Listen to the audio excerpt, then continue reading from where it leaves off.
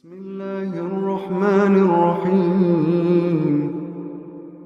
لله ما في السماوات وما في الأرض لله ما في السماوات وما في الأرض لله ما في السماوات وما في الأرض وإن تبدوا ما في أنفسكم أو تخفوه يحاسبكم به الله فيغفر لمن يشاء ويعذب من يشاء فيغفر لمن يشاء ويعذب من يشاء والله على كل شيء قدير والله على كل شيء قدير.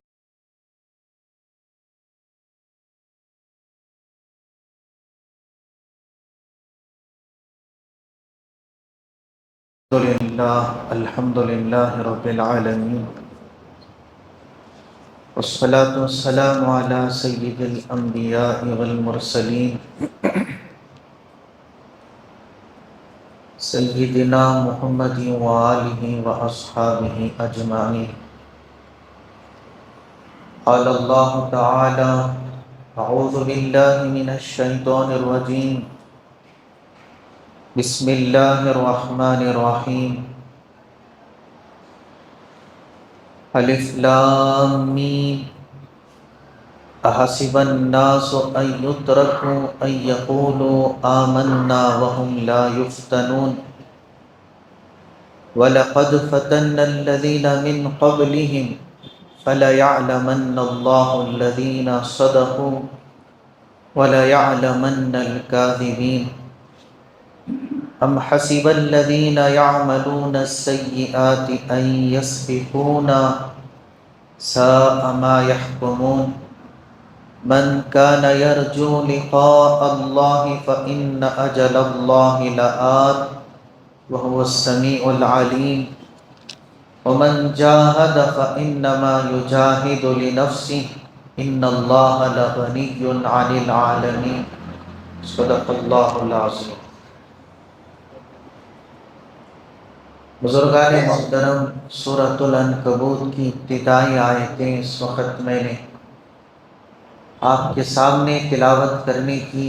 سعادت حاصل کی ہے. ان آیتوں میں اللہ تبارک و تعالیٰ نے اہل ایمان کا امتحان لیا ہے. اہل ایمان کے سلسلے میں اللہ تبارک و تعالیٰ نے یہ پیغام دیا ہے کہ صحیح معنوں میں مومن کون ہے اور غیر مومن کون ہے. ہم سمجھتے ہیں کہ ہم نے کلمہ پڑھ لیا لا الہ الا اللہ محمد الرسول اللہ صلی اللہ علیہ وسلم، اور ہمارا نام مسلمانوں کا نام ہے کہ میرا نام عبداللہ ہے، عبد الرحمن ہے، عثمان ہے، علی ہے. میرا گھرانہ مسلمان، خاندان مسلمان، قبیلہ مسلمان. اس بات کو ذہنوں میں اتاریں کہ اگر ساری دنیا ہمیں مسلمان کہے اور دنیا کی تمام دستاویزات میں، کاغذات میں ہمارا نام مسلمانوں کی فہرست میں لکھا جائے، لیکن ہم اس وقت تک مسلمان کہلانے کے قابل نہیں جب تک کہ قرآن کی روشنی میں ہمارا ایمان قابل قبول نہ ہو، جب تک اللہ یہ نہ کہے کہ مومن ہے، مسلمان ہے. اس لیے کہ سورہ یوسف میں اللہ نے فرمایا وَمَا يُؤْمِنُ أَكْثَرُهُمْ بِاللَّهِ إِلَّا وَهُمْ مُشْرِكُونَ. مسلمانوں میں اکثر مشرک موجود ہیں. کہ مسلمانوں کی بڑی تعداد میں اللہ نے کہا ان لوگوں کی تعداد زیادہ ہے جو اللہ کے ساتھ شرک کرتے ہیں، اور انہیں خبر بھی نہیں، پتہ بھی نہیں کہ ہم مشرکانہ رسوم میں، مشرکانہ افعال میں مبتلا ہیں اور ایمان قلوب سے سلب ہو چکا ہے۔ اگرچہ کہ دنیاوی فہرستوں میں مسلمان لکھے جا رہے ہوں، انتقال ہو رہا ہے، مسجد سے جنازہ بھی مل رہا ہے، مسلمانوں کے قبرستان میں بھی دفنایا جا رہا ہے، مگر اللہ کی نظر میں اور اللہ کے محبوب کی نظر میں دور دور تک ایمان اور اسلام سے کوئی واسطہ نہیں۔ ابھی آپ نے عشاء کی نماز میں جو دوسری رکعت میں، پہلی رکعت میں جو سورہ بقرہ کی آیتیں سنی، وَمِنَ النَّاسِ مَن يَقُولُ آمَنَّا بِاللَّهِ وَبِالْيَوْمِ الْآخِرِ وَمَا هُمْ بِمُؤْمِنِينَ، کہ لوگوں میں بہت سے ایسے ہیں اپنے آپ کو مومن کہتے ہیں کہ ہم اللہ پر ایمان رکھتے ہیں، آخرت پر ایمان رکھتے ہیں، مگر اللہ کہتا ہے کہ صحیح معنوں میں وہ مومن ہیں۔ یخادعون اللہ، اللہ کو دھوکہ دیتے ہیں۔ تو ایمان بہت بڑی دولت ہے، بہت بڑا سرمایہ ہے، تو اس کی فکر ہر کسی کو ہمیشہ رہنی چاہیے۔ یہی وجہ ہے حضرات صحابہ رضوان اللہ تعالی علیہم اجمعین باوجود جنت کی بشارت سننے کے اتنا خوف تھا، اتنا ڈر تھا، جیسے مشہور روایات میں حضرت حنظلہ رضی اللہ عنہ کے بارے میں کہ گھر میں رہتے ہیں تو کیفیت کچھ اور رہتی ہے، مجلس اقدس میں رہتے ہیں تو کیفیت کچھ اور رہتی ہے، کہیں ایسا تو نہیں کہ حنظلہ منافق تو نہیں ہو گیا۔ اسی طرح حضرت عمر بن خطاب رضی اللہ عنہ جیسے صحابہ کہ جن کے بارے میں میرے اور آپ کے نبی نے فرمایا لو کان بعدی نبی لکان عمر، اگر میرے بعد کوئی نبی ہوتا تو عمر ہوتا، کہ جس راستے سے حضرت عمر بن خطاب رضی اللہ عنہ کا گزر ہوتا ہے، شیطان کی مجال نہیں کہ اس راستے کو طے کر سکے۔ جنت کی بشارت ایک دو دفعہ نہیں، سینکڑوں مرتبہ سرکار مدینہ صلی اللہ علیہ وسلم کے زبان اقدس سے سننے کے باوجود بھی خوف کا یہ عالم تھا کہ حضرت حذیفہ رضی اللہ تعالیٰ سرکار مدینہ صلی اللہ علیہ وسلم کے رازدار صحابی، جن کے پاس منافقوں کی فہرست محبوب خدا نے بتایا تھا کہ فلاں منافق ہے، فلاں منافق ہے، فلاں منافق ہے، حضرت عمر رضی اللہ عنہ حضرت حذیفہ کو دیکھتے کہ جب کسی کا انتقال ہوتا، حذیفہ موجود ہیں تو آپ بھی تشریف لاتے، اگر حذیفہ موجود نہ رہتے تو آپ بھی تشریف نہ لاتے، کہ اس بات کی علامت تھی کہ منافق کا جنازہ۔ تو ایک مرتبہ حضرت عمر رضی اللہ عنہ روتے ہوئے حضرت حذیفہ رضی اللہ عنہ سے پوچھنے لگے کہ حذیفہ، میں تمہیں اللہ کا واسطہ دے کر پوچھتا ہوں، بس مجھے اتنا بتلا دو کہ جو منافقوں کی فہرست آقا نے تمہارے حوالے کر رکھی ہے، کیا اس میں عمر کا بھی نام ہے؟ کہ کہیں میرا نام اس میں لکھا ہوا نہ ہو۔ کون ہے کہ جن کے ایمان لانے پر فرشتوں نے تکبیر کہی، فرشتوں نے خوشیاں منائی، اللہ جن کے ایمان لانے پر راضی ہوا، اللہ نے جنہیں سلام پیش کیا، وہ شخصیت کہہ رہی ہے کہ کہیں میرا نام منافقوں کی فہرست میں تو نہیں۔ آج ہمارا کیا حال ہے؟ جب جی میں آیا نماز پڑھ لی، جی میں آیا چھوڑ دیا، دور دور تک دین سے، اسلام سے کوئی تعلق نہیں، کوئی دلچسپی نہیں، کوئی رغبت نہیں، گویا ایک رسمی رواجی طور پر زندگی گزر رہی ہے،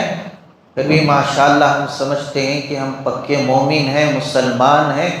انتقال ہوتے ہی ڈائریکٹ جنت الفردوس پہنچ جائیں۔ تو ان آیتوں میں ہم اپنے ایمان کا جائزہ لیں۔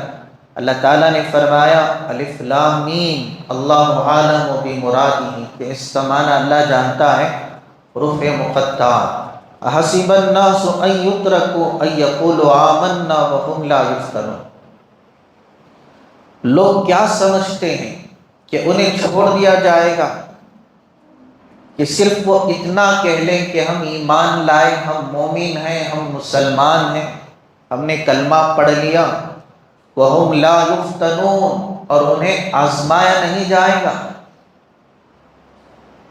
ان پر کوئی آزمائش نہیں آئے گی۔ کیا خیال ہے، کیا سمجھتے ہیں کہ دین اتنا سستا ہے، اسلام اتنا سستا ہے، شریعت اتنی سستی ہے، جنت اتنی سستی ہے؟ اگر جنت اتنی سستی ہوتی،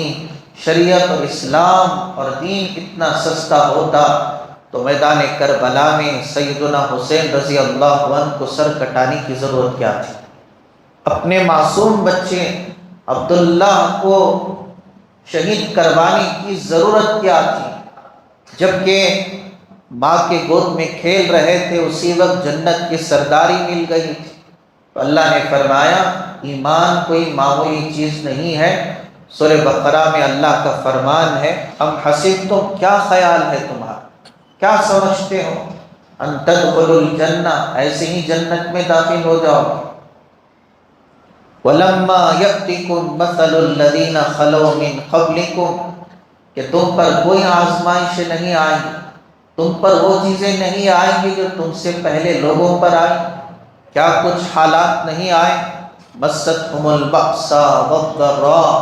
کہ تم سے پہلے لوگوں پر کیسی سختیاں آئیں، کیسی تکلیفیں آئیں۔ وزلزلوا، کہ جنہیں ہلا کے رکھ دیا گیا۔ حتی یقول الرسول والذین آمنوا معہ متی نصر اللہ، یہاں تک کہ وقت کے پیغمبر اور ایمان والوں نے پکارا کہ اللہ کی مدد کب آئے۔ الا ان نصر اللہ قریب، اللہ نے فرمایا کہ سنو اللہ کی مدد بہت قریب ہے۔ اللہ دیکھنا چاہتے ہیں، آزمانا چاہتے ہیں، امتحان لینا چاہتے ہیں۔ وجعلنا بعضکم لبعض فتنہ اتصبرون وکان ربک بصیرا، سورہ فرقان میں اللہ نے فرمایا ہم نے تم میں بعضوں کو بعض کے لیے آزمائش بنایا ہے، ہم دیکھنا چاہتے ہیں کہ امتحان میں تم کتنا کامیاب ہوتے ہو۔ اتصبرون، کیا تم صبر نہیں کر سکتے؟ وَكَانَ رَبُّكَ بَصِيرًا، تمہارا اللہ دیکھ رہا ہے، تمہارا رب اچھی طرح دیکھ رہا ہے، اسے معلوم ہے کہ فلسطین میں کیا ہو رہا ہے، غزہ میں کیا ہو رہا ہے، ظالم کون ہے، مظلوم کون ہے، منافق کون ہے، کافر کون ہے، اور مومن کون ہے، اللہ اچھی طرح جانتے ہیں، اس پر کوئی چیز مخفی نہیں۔ مقصود امتحان ہے، مقصود آزمائش ہے، اس لیے اللہ نے فرمایا کہ ہم آزمائیں گے، ہم دیکھیں گے، ہم جانچیں گے، اور یہ ہمارا اختیار ہے کہ ہم جس کا چاہے امتحان لیں۔ وَلَقَدْ فَتَنَّا الَّذِينَ مِن قَبْلِهِمْ، اس لیے کہ یقیناً ان سے پہلے لوگوں کا بھی ہم نے امتحان لیا، انہیں بھی آزمائش میں ہم نے مبتلا کیا۔ فَلَا يَعْلَمَنَّ اللَّهُ الَّذِينَ صَدَقُوا، تاکہ اللہ جان لے کہ کون اپنے ایمان میں سچے ہیں۔ وَلَا يَعْلَمَنَّ الْكَاذِبِينَ، اور کون اپنے ایمان میں جھوٹے ہیں۔ آگے اللہ نے فرمایا ام حسب الذین یعملون السیئات ان یسبقونا، کیا سمجھتے ہیں وہ لوگ جو برائیوں میں مبتلا ہیں، کہ جو یوں کہتے ہیں کہ بھائی دین پر چلنا مشکل ہے، خواہشات سے بچنا مشکل ہے، مجاہدے والا کام ہے اور محنت والا کام ہے، قربانی والا کام ہے، ہم سے ہو نہیں سکتا، اس لیے جیسے جی میں آیا نفس کے غلام بن گئے۔ تو اللہ نے کہا کہ کب تک نفس کی غلامی کریں، کہاں تک، کب تک؟ چلو قیامت تک کے لیے بھی زندگی مل جائے تو کیا موت نہیں آئے گی؟ اللہ نے پوچھا کہ جو برائیوں میں مبتلا ہیں، سیئات میں مبتلا ہیں، کیا وہ یہ سمجھتے ہیں کہ ایسبقونا، کہ وہ ہم سے بھاگ جائیں گے، ہم سے بچ جائیں گے؟ بھلا مر کر تو ہمارے ہی پاس آنا ہے۔ لاکھ خواہشات کی غلامی اختیار کرو، لاکھ اللہ کی نافرمانی کرو، لاکھ یوں کہو کہ دین پر چلنا مشکل ہے، کب تک کہو گے؟ کب تک سہولتیں، عیاشی، منمانی کی زندگی بسر کرو گے؟ کہ ہم سے بچ جاؤ گے، ہم سے چھوٹ جاؤ گے؟ یاد رکھو ایسبقونا، بالکل ان کا دعویٰ اور ان کا خیال غلط ہے۔ اس لیے اللہ نے کہا کہ ساء ما یحکمون، کہ ان کا فیصلہ انتہائی برا ہے، کیا ہی غلط فیصلہ کرتے ہیں۔ من کان یرجو لقاء اللہ فإن اجل اللہ لآت، کہ جو اللہ سے ملاقات کی امید رکھتے ہیں، توقع رکھتے ہیں، انہیں جان لینا چاہیے کہ اللہ نے جو وعدہ کیا وہ پورا ہو کر رہے گا۔ وہ وقت اور وہ متعین کیا ہوا وعدہ ضرور آ کر رہے گا۔ اللہ کی امید میں زندگی گزارنے والے ضرور دنیا کے تکالیف سے نجات پا کے رہیں گے، جنت کی خوشیاں حاصل کر کے رہیں گے۔ وَهُوَ السَّمِيعُ الْعَلِيمُ، اس لیے کہ وہی اللہ ہے جو سننے والا بھی ہے، جاننے والا بھی ہے، سب کچھ اس کے علم میں ہے کہ کون سچے ہیں، کون جھوٹے ہیں، اور کون اللہ تعالیٰ سے ملاقات کی امید رکھتے ہیں اور اس سے ڈر کر اس کے خوف میں زندگی بسر کرتے ہیں۔ ڈرنے والے ایسے بھی ہیں کہ جن کے خوف اور ڈر کی مثال نہیں ملتی، اور نڈر کی زندگی جینے والے بھی ایسے ہی ہیں کہ جن کی بے حیائی اور بے شرمی کی کوئی حد نہیں، انتہا نہیں۔ ڈرنے والوں میں ایسے ایسے اللہ کا خوف رکھنے والے، ابو جو ہے سفیان ثوری رحمۃ اللہ علیہ، بہت بڑے اللہ والے، جن کے بارے میں آتا ہے کہ اللہ کا اتنا خوف تھا، اتنا ڈر تھا، استنجے کے مقام سے بجائے پیشاب کے خون جاری ہو گئے۔ وقت کے تمام طبیبوں اور ڈاکٹروں سے علاج کروایا مگر ٹھیک نہیں ہوا۔ پریشان تھے کہ آخر ایک ایسی بیماری ہے، کیا تکلیف ہے، کیا مسئلہ ہے؟ تو وقت کے ایک حکیم نے، جو کہ اللہ والے تھے، جنہوں نے دیکھا، آخر کار انہوں نے یہ بتلایا کہ دنیا کا کوئی ڈاکٹر ان کا علاج کر نہیں سکتا، اس لیے کہ ان کی کوئی بیماری نہیں، بلکہ ان کا جو جگر ہے وہ اللہ کے خوف سے پھٹ چکا ہے۔ اللہ کے خوف سے ان کے جگر کے ٹکڑے ٹکڑے ہو چکے ہیں۔ تو ایسے بھی دھرتی پر بندوں نے زندگی گزاری کہ جن کا دل اللہ کے خوف سے لرز اٹھتا تھا، اور آج ہم بھی ہیں کہ جان جان کر اس کی نافرمانی کرتے ہیں۔ اس لیے اللہ نے فرمایا کہ جو اللہ نے وعدہ کیا ہے وہ پورا ہو کر رہے گا۔ تو جو اللہ کے توقع میں، اس کی امید میں کہ ایک دن یوم یقوم الناس لرب العالمین، جس دن پوری انسانیت رب العالمین کے سامنے کھڑے ہوگی، یہ احساس اگر دلوں میں پیدا ہو جائے تو پھر جو ہے 24 گھنٹے ہم وہ کریں جو اللہ چاہتا ہے۔ پھر آگے اللہ نے فرمایا کہ وَمَنْ جَاهَدَ فَإِنَّمَا يُجَاهِدُ لِنَفْسِهِ، کہ جو کوئی مجاہدہ کرتا ہے، قربانی دیتا ہے، اس سے کوئی اللہ کا فائدہ ہونے والا نہیں۔ ہم نماز پڑھتے ہیں، سجدے کرتے ہیں اور سچائی کی زندگی گزارتے ہیں، تو اس سے کوئی اللہ کے خزانے میں اضافہ نہیں ہوگا۔ وَمَنْ جَاهَدَ فَإِنَّمَا يُجَاهِدُ لِنَفْسِهِ، جو مجاہدہ کرتے ہیں بلا شبہ وہ اپنے ہی نفس سے مجاہدہ کرنے والے، اپنے ہی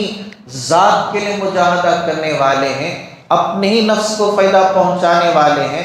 رہی بات اللہ کی، ان اللہ لغنی عن العالمین، کہ بے شک اللہ تمام جہانوں سے بے پرواہ ہے، اس کو کسی کی عبادت کی ضرورت نہیں، کسی کی قربانی کی ضرورت نہیں، کسی کے سجدے کی ضرورت نہیں۔ جو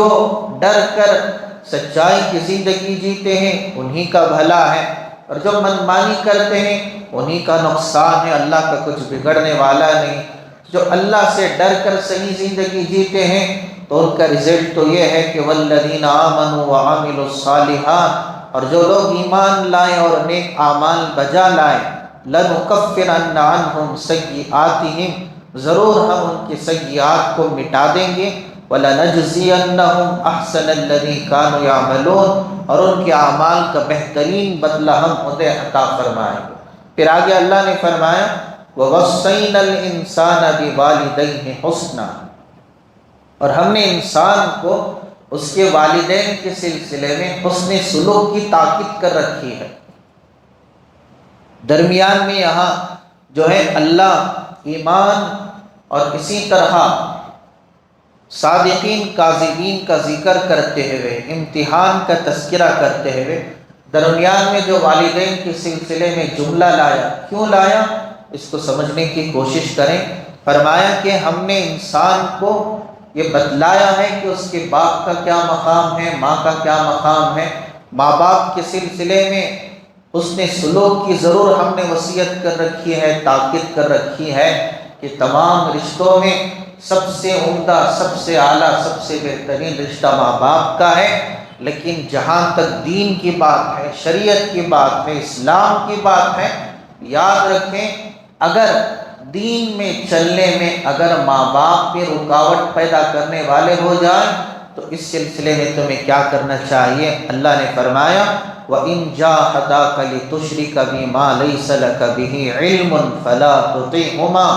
اور اگر زور ڈالیں، دباؤ ڈالیں تمہارے ماں باپ تمہیں اس بات پر کہ تم میرے ساتھ ایسے معبودوں کو شریک ٹھہراؤ کہ جن کے معبود ہونے کے سلسلے میں صحیح طور پر تمہارے پاس کوئی صحیح علم نہیں، دلیل نہیں، یعنی اگر تمہارے ماں باپ تمہیں کسی برائی کا حکم دیں یا میرے ساتھ شرک کرنے کا حکم دیں تو کیا اسی صورت میں ماں باپ کی بات ماننی چاہیے؟ فرمایا فلا تطیعہما، ہرگز تمہیں ماننے کی اجازت نہیں ہے۔ تو اللہ نے فرمایا یہ کہنا تو بہت دور کی بات ہے کہ بیوی نہیں مانتی، بچے نہیں مانتے، بھائی بہن نہیں مانتے، فلاں نہیں مانتے، اس لیے میں داڑھی نہیں رکھتا، اس لیے میں دین پر چلنا میرے لیے مشکل ہے، اس لیے کہ گھر کا مسئلہ ہے، خاندان کا مسئلہ ہے، قبیلے کا مسئلہ ہے، فلاں مسئلہ، بہت دور کی بات ہے۔ تمام رشتوں میں اگر ماں باپ بھی رکاوٹ پیدا کر دیں تو لا طاعت لمخلوق فی معصیت الخالق، اللہ کی نافرمانی میں مخلوق کی اطاعت بالکل جائز نہیں ہے، اگرچہ کہ مخلوق میں ماں باپ کیوں نہ ہو۔ فرمایا فلا تطعہما، اگر ماں باپ بھی دین میں آڑے آ جائیں تو اب تمہارے لیے امتحان یہ ہے کہ تم وہ دیکھو کہ تمہارا رب کیا کہتا ہے، وہ نہ دیکھو کہ دنیا کیا کہتی ہے۔ یہ آیت اس وقت نازل ہوئی حضرت سعد بن ابی وقاص رضی اللہ تعالیٰ، جن کا نام عشرہ مبشرہ میں، یعنی ان 10 صحابہ میں جنہیں ایک ہی مجلس میں میرے نبی نے جنت کی بشارت سنائی، تو آپ کو اپنی ماں سے بڑی محبت تھی، بڑے خدمت گزار تھے، اتنی خدمت کرتے تھے کہ ایک لمحے کے لیے بھی ماں کی ناگواری آپ بالکل برداشت نہ کرتے، ایسے آپ اپنی والدہ کے، اپنے ماں کے خادم تھے۔ مگر ماں مشرکہ تھی۔ جب ماں کو پتہ چلا کہ آپ اسلام میں داخل ہو چکے ہیں، مسلمان ہیں، تو ماں نے آپ کو ڈانٹا، کہا کہ دیکھ جب تک تو اسلام کو چھوڑ کر اپنے آباء و اجداد کے دین کو پسند نہ کر لے گا تو اس وقت تک نہ میں کچھ کھاؤں گی نہ پیوں گی۔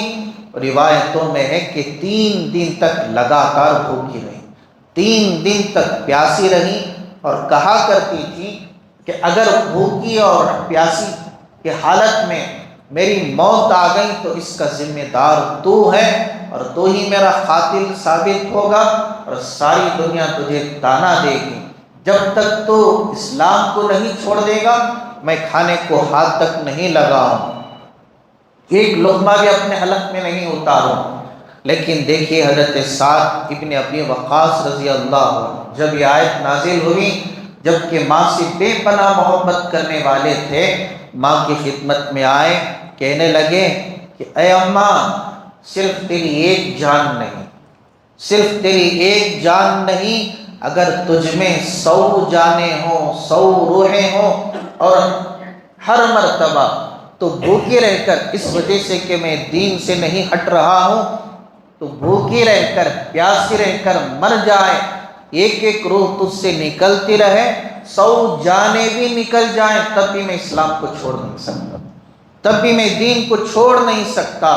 بے شک تو میری ماں ہے، میں تجھ سے محبت کرتا ہوں، لیکن جو محبت اللہ سے ہے، اس کے رسول سے ہے، اس کے مقابلے میں تیری کوئی حیثیت نہیں ہے۔ تو یہ ایمان ہے۔ تو اللہ فرماتے ہیں ہم امتحان لیتے ہیں کہ کبھی رشتوں کے سلسلے میں کوئی رکاوٹ پیدا کر دیتے ہیں، کبھی اولاد، تو کبھی بیوی، کبھی ماں باپ، کبھی خاندان والے، کبھی دنیا کے حالات۔ اللہ فرماتے ہیں کہ اگر دین میں چلنے میں ماں باپ کی رکاوٹ پیدا کر دیں تو پھر اللہ اس کے رسول کو ترجیح دو، اللہ اس کے رسول کی اطاعت کو مقدم رکھو۔ رہی بات دنیا والوں کی کہ ان کی ماننا اللہ کے حکم کے مطابق ہے، تو اللہ نے فرمایا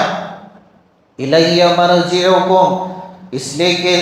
میری ہی طرف تم سب کو لوٹ کے آنا ہے، فَأُنَبِّئُكُم بِمَا كُنتُمْ تَعْمَلُونَ، میں تمہیں بتاؤں گا کہ تم کیا عمل کیا کرتے تھے۔ وَالَّذِينَ آمَنُوا وَعَمِلُوا الصَّالِحَاتِ لَنُدْخِلَنَّهُمْ فِي الصَّالِحِينَ، اور جو لوگ ایمان لائے اور نیک اعمال بجا لائے، ضرور ہم ان کو نیک لوگوں میں داخل کریں گے، کہ ہم کسی کی قربانی کو ضائع نہیں کرتے، ہم کسی کی محنت کو اور کسی کے جد و جہد کو، کہ کوئی اللہ کے خاطر جس نے فلاں قربانی دی، فلاں قربانی دی، لوگوں نے تانے مارے، لوگوں نے پاگل کہا، لوگوں نے کیا کچھ نہیں کہا، اس کا مطلب یہ نہیں ہے کہ اس کی کوئی حیثیت نہیں، اللہ کے یہاں اس کا مقام ہی کچھ اور ہے۔ فرمایا کہ ہم اس کو نیک لوگوں میں داخل کر دیں گے۔ اور رہی بات وَمِنَ النَّاسِ مَن يَقُولُ آمَنَّا بِاللَّهِ، کہ اللہ دیکھتے ہیں لوگوں میں، کہ لوگوں میں بعض تو وہ ہیں کہ جو یوں کہتے ہیں زبانی آمنا باللہ، کہ ہم اللہ پر ایمان لائے، فَإِذَا أُوذِيَ فِي اللَّهِ، کہ جب اللہ کے راہ میں انہیں تکلیف دی جاتی ہے اور ان کا امتحان لیا جاتا ہے، ان پر حالات آتے ہیں، تو جعل فتنة الناس كعذاب اللہ، تو لوگوں سے پہنچنے والی آزمائشوں کو وہ یوں سمجھتے ہیں کہ گویا یہ اللہ کا عذاب ہے، لوگوں کی آزمائشوں کو اللہ کا عذاب قرار دے دیتے ہیں۔ یعنی دنیا کے حالات آ جائیں تو ایمان ڈگمگا جاتا ہے، جیسے منافقوں کے سلسلے میں غزوہ احزاب کے موقع پر جب حالات آئے، وَإِذْ يَقُولُ الْمُنَافِقُونَ وَالَّذِينَ فِي قُلُوبِهِم مَّرَضٌ مَّا وَعَدَنَا اللَّهُ وَرَسُولُهُ إِلَّا غُرُورًا، کہ منافق کہنے لگے کہ اللہ نے ہمیں دھوکہ دے دیا، اللہ کے رسول نے ہمیں دھوکہ دے دیا، یعنی آزمائش میں ناکام ہو گئے اور ان کی حقیقت کھل کر سامنے آ گئی۔ مگر وہی جو ایمان والے ہیں انہوں نے کیا کہا، فَلَمَّا رَأَى الْمُؤْمِنُونَ الْأَحْزَابَ قَالُوا هَذَا مَا وَعَدَنَا اللَّهُ وَرَسُولُهُ وَصَدَقَ اللَّهُ وَرَسُولُهُ، کہ مومن اور منافق میں کتنا فرق ہوتا ہے، کہ پہاڑ جیسے حالات بھی آ جائیں، مومن کہتا ہے کہ اللہ سچا ہے، اس کا رسول سچا ہے، ہمارے جسم کے ٹکڑے ٹکڑے ہو جائیں، اللہ سچا ہے، اس کا دین سچا ہے، اس کے نبی سچے ہیں۔ لیکن منافق معمولی حالات بھی آ جائیں تو کہتے ہیں دین صحیح نہیں، اور جو ہے اللہ کا وعدہ جھوٹا، نعوذ باللہ، اللہ کے رسول کا وعدہ جھوٹا، تو کفریہ الفاظ اپنی زبان پر لاتے ہیں۔ تو آج بھی موقع پر موقع، وقتاً فوقتاً کبھی حالات کچھ آ جاتے ہیں، ناشکری کے الفاظ ہمارے زبانوں پر آ جاتے ہیں۔ بہت سے ایسے لوگ ہیں مسجد کو آنا چھوڑ دیتے ہیں، نماز چھوڑ دیتے ہیں، چند حالات کے آنے کی وجہ سے ایسی مایوسی اور ایسی ناشکری پیدا ہو جاتی ہے کہ دین سے بیزار ہو جاتے ہیں۔ تو یہاں اللہ امتحان لینا چاہتے ہیں کہ جب حالات آئیں تو ہم دیکھنا چاہتے ہیں کہ کون جمع رہتے ہیں اور کون جمع نہیں رہتے۔ وَلَئِن جَاءَ نَصْرٌ مِّن رَّبِّكَ لَيَقُولُنَّ إِنَّا كُنَّا مَعَكُمْ، اور اگر آپ کے رب کی طرف سے مدد آتی ہے تو یہ ضرور کہیں گے کہ ہم تمہارے ساتھ ہیں۔ یعنی اگر کوئی مدد آ جائے، کچھ اچھا ہو جائے، بھلا ہو جائے، اس وقت تو آپ کے ساتھی بن جاتے ہیں، اس وقت تو یہ کہتے ہیں کہ ہم دین پر چلیں گے اور ہم فلاں ہیں، لیکن جب حالات آ جاتے ہیں تو دین سے ہٹ جاتے ہیں، تو یہ منافقوں کی خصلت ہے۔ جیسے سورہ بقرہ میں اللہ نے فرمایا کلما اضاء لهم مشوا فیہ واذا اظلم علیہم خاموا، کہ جب ان کی منافقوں کی مثال ایسی ہے، جب سامنے راستے میں روشنی ہو تو چلنے لگتے ہیں، اندھیرا چاہ جائے کھڑے ہو جاتے ہیں۔ یعنی اللہ یہ کہنا چاہتے ہیں کہ جو چیز انہیں سمجھ میں آئی، میٹھا کھانا سنت ہے، ایک تو طبیعت کو بھی پسند ہے، وہ سنت تو سمجھ میں آتی ہے، مگر اس کے بالمقابل جو ہے داڑھی رکھنا یہ بھی سنت ہے۔ اسی طرح سرکار مدینہ صلی اللہ علیہ وسلم کے سینکڑوں طریقے ہیں جو ہے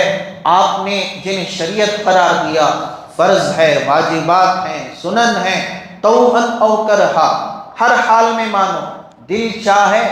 یا نہ چاہے تم پر واجب ضروری ہے، یعنی ہر حال میں اطاعت ضروری ہے، ماننا ضروری ہے۔ یہ نہیں کہ پسند آیا تو چلیں گے، پسند نہیں آیا تو چھوڑ دیں گے، اس کو دین نہیں کہتے، اس کو منمانی کہتے ہیں۔ تو اللہ نے فرمایا اللہ کی طرف سے مدد آتی ہے، کچھ بھلا ہوتا ہے تو پھر دین میں جم جاتے ہیں، حالات آتے ہیں تو دین سے ہٹ جاتے ہیں۔ ایسا اسلام، ایسا ایمان، ایسی شریعت اللہ کو کوئی ضرورت نہیں ہے، اس لیے کہ اللہ نے فرمایا اولیس اللہ بعالم بما فی صدور العالمین، کیا اللہ نہیں جانتا کہ جہان والوں کے دلوں میں کیا کچھ ہے، کہ کس کی نیت کیسی ہے، کس کا ایمان کیسا ہے، کس کا یقین کیسا ہے، کس کا توکل کیسا ہے۔ وَلَيَعْلَمَنَّ اللَّهُ الَّذِينَ آمَنُوا، اور اللہ جاننا چاہتے ہیں کہ کون مومن ہے، وَلَيَعْلَمَنَّ الْمُنَافِقِينَ، اور اللہ جاننا چاہتے ہیں کہ کون منافق ہے۔ تو لہٰذا ہم سب کے لیے لمحہ فکر یہ ہے کہ جو ایمان اور اسلام جیسی دولت ملی، اور ہمیں ناز ہے کہ ہمیں جو ہے اللہ نے مسلمان بنایا، ناز ہونا بھی چاہیے، ساتھ ساتھ خوف بھی ہو، ڈر بھی ہو، ہمیشہ 24 گھنٹے اللہ کے دربار میں مانگتے رہیں کہ یا اللہ ہمارے ایمان کو ایسے بنا دے جیسے تجھے پسند ہے، جیسے قرآن کا پیغام ہے، احادیث کا پیغام ہے، ہمیں پکا مومن بنا، مسلمان بنا، آخر سانس تک شرک سے، کفر سے، نفاق سے ہر حال میں ہمارے اور ہمارے نسلوں کی ایمان کی حفاظت فرما، اور اے اللہ ایمان پر ہم سب کو موت نصیب فرما۔ سرکار مدینہ صلی اللہ علیہ وسلم نے دعا بھی سکھلائی، یہ مشکات شریف کی حدیث ہے، آپ نے فرمایا اللہ سے یوں کہو اللہم ثبت قلبی علی دینی، کہ اے اللہ میرے دل کو اپنے دین پر مضبوطی سے جما دے۔ حضرات صحابہ عرض کرنے لگے یا رسول اللہ کیا آپ کو ہمارے ایمان کے سلسلے میں خوف ہے؟ آپ نے فرمایا کہ ہاں مجھے خوف ہے۔ آپ نے فرمایا کہ تمام انسانیت کے دل رحمان کی 2 انگلیوں کے درمیان میں ہے، وہ جیسے چاہتا ہے پلٹتا ہے، بدلتا ہے۔ حضرات ہم اس دور سے گزر رہے ہیں جس کی آقا نے پیشین گوئی دی، بارہا حدیث سنتے رہتے ہیں، صبح میں جو گھر سے ایمان کی حالت میں نکلے گا شام لوٹے گا کافر ہو چکا ہوگا، بستر پر لیٹے گا ایمان کی حالت میں، صبح کرے گا کفر کی حالت میں۔ تو اس وقت ہمارے پاس اگر کوئی دولت ہے اللہ کی عزت و جلالت کی قسم وہ ایمان کی دولت ہے، اسلام کی دولت ہے۔ دعا کرو رب کریم سے کہ اللہ اپنے محبوب کے صدقے میں آخر سانس تک ہم سب کے اور ہمارے نسلوں کی ایمان کی حفاظت فرمائے۔ دین سے بیزارگی جو آج ہمارے معاشرے میں اور مسلم قوم میں پیدا ہو چکی ہے، دور دور تک دین سے کوئی نہ رغبت ہے، نہ شوق ہے، نہ جذبہ ہے، اللہ اس کو ختم فرما کر اللہ دین پر مر مٹنے والا مسلمان بنائے، اللہ اس کے رسول کا سچا غلام بنائے، دنیا کے تمام فتنوں سے اللہ ہماری حفاظت فرمائے۔